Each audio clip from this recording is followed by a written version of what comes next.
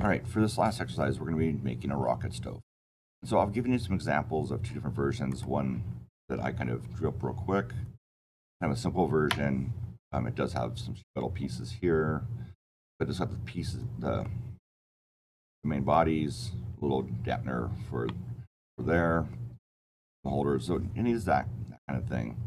And then here's another kind of more complex version um, that does it. So when you're doing your design, so you can either just copy one of these two, or you can come up with your own thing.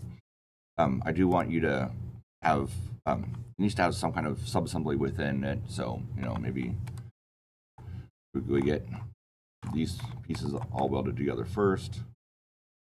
Down here, that's the subassembly, and then it goes into the next level. Like on this one,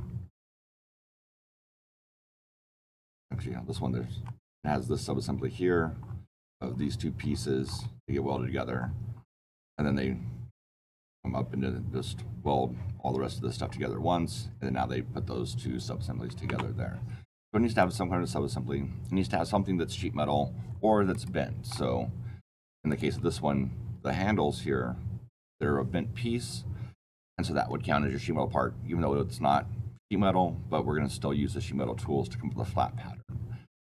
And you can see under here that there was a video that I have on how to make that round handle and turn it into a flat.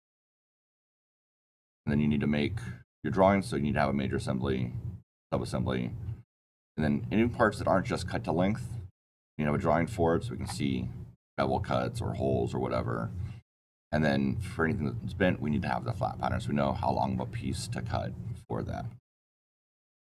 So, and then of course we'll turn in pictures of your model, and then turn in the full set of drawings. And to do that, we're going to come over here and just, once you make your drawing, export, just say all sheets, and say OK. And that'll make a PDF that you can then upload into the assignment.